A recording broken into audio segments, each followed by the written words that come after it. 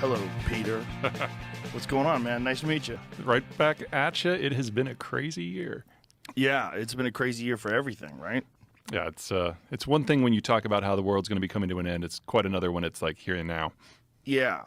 Well, you've been working on this type of material, this subject matter for quite a long time. So tell everybody your background. Let's see. My background's in economic development. It's all about figuring out what works where and why if you try the same policies in the next town over, it's usually a disaster. And then I worked actually here in Austin at a company called Stratfor for 12 years, and I was their sole generalist. So it was my idea to kind of plug everything together and figure out what the map of the world looks like and how if you pull a string on one side of the world, something changes on the other side.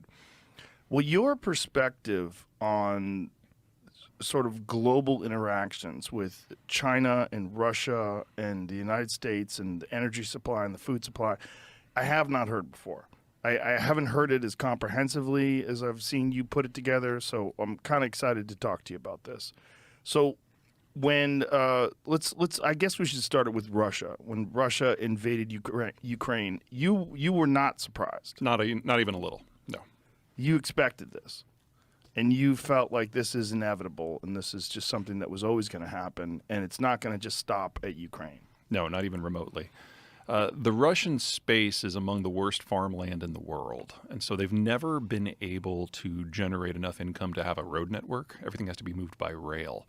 And their frontiers are just huge and they're open. And if you've got a force that can't maneuver itself, your only reasonable defense strategy is to be forward positioned and use geography to help you out. So you expand until you reach mountains or oceans or deserts, and then you anchor on either side of those and plug the access points. Unfortunately for Ukraine, there are two of those access points on the other side of Ukraine. So the Russians were always going to try to push through and retake that territory that they had controlled for most of the last 350 years. Unfortunately for them, in the 35 years since the Soviet system collapsed, the Ukrainians have developed an identity. And now they would like to be something other than a road bump. So one of the narratives that was going around was that the reason why Russia was pushing into Ukraine is because NATO was moving their arms closer to the border of Russia. There is something to be said for that. You just have to put it into context to really understand it. So the Russian point of view is for us to be secure, we need to expand until we reach a point where invaders cannot overwhelm us. We have to be able to plug those access points. But to give the Russians what they want, you have to sign over the future of Estonia, Latvia, Lithuania, Poland, Finland, the Czech Republic, Hungary, Slovakia, Romania, Belarus, Ukraine. Oh, let's go on. Azerbaijan, Armenia, Georgia, Kazakhstan, all the stands. Basically, the Russians, in order to feel safe, they have to be able to occupy total populations that are twice of their own. And I'm sorry, but that's just not feasible. So, technically, the people who claim that NATO provoked this are correct. NATO can't have what it wants in Russia in order for Russia to feel safe. But for Russia to feel safe, they've got to occupy over 180 million people. And that was never part of the game. So what do you think they anticipated was going to happen when they started the war? Well, I don't think it was just the Russians who anticipated it. Ukraine, the last war in 2014, basically rolled over. They proved to be militarily incompetent. They were corrupt, and they couldn't put up any sort of resistance. Crimea fell in just a matter of a couple of days. And I think a lot of us who are in the security side of things thought that this was going to be, to a degree, a bit of repeat.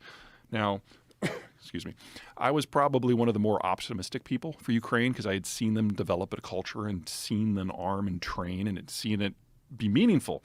But Ukraine is still a flat country, and the Russians are still one of the largest militaries in the world. So even I was saying that within 6 months to a year, this was all going to be over.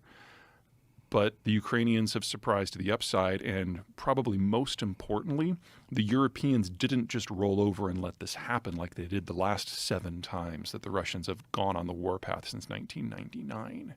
And that's changed the game fundamentally.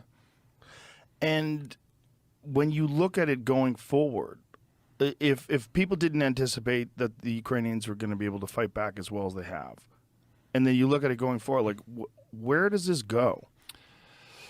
Well, there's two paths here. And the problem is we haven't seen either side fight in their full glory yet. And until we have that fight, we really can't judge. In their full glory, like meaning? Well, the Ukrainians are the underdog, but they're in the process of rapidly arming with more and more sophisticated equipment. And by the time we get to May, they will have been able to do a lot of deferred maintenance on the equipment they captured from the Russians, which was more equipment than they started the war with. And there will be 60,000 Ukrainian troops that have trained in NATO countries with more advanced equipment back in the field. So, we get our Athens, if you will. On the other side, the Russians will have finished their second mobilization, and they will have at least another 500,000 men in the field. Now, they will be badly trained and badly equipped and badly led with low morale. But troops like that have a technical term attached to them. Russian. There's nothing about this war that is unique in Russian history. The first year is always an absolute shit show. And then the Russians throw bodies at the problem until it goes away. And in half of those wars, the Russians ultimately win. So by the time we get to May and the mud season is over, we'll have a more advanced Ukrainian force fighting a much larger Russian force. And we will get our first real glimpse at how this is going to go. And we should know which way it's going to break. Now, it'll still take time. Because if the Russians are going to win, it's going to take them a year to overwhelm Ukrainian defenses, and then they have to occupy the country, and that's going to kill a couple million people. Or the Russians are going to be able to completely break the logistical supply chains that allow the Russian troops to even exist, and we'll have 500,000 dead Russians, and the Ukrainians will be able to push the Russians out of Crimea in the east. And then we get to talk about the next stage, because this is just the opening phase of what is going to be a multi-year and perhaps even multi-decade conflict. Jesus. Yeah. Welcome to Russia. So how do you think it goes? Like when May rolls around. Yeah, ask me again in May. Right now, the balance of forces clearly are edging more and more towards the Ukrainians. They've proven to be more adaptable. When the Russians made it clear that they were going to do a second mobilization, that seemed to have broken the logjam in a lot of countries, most notably Germany.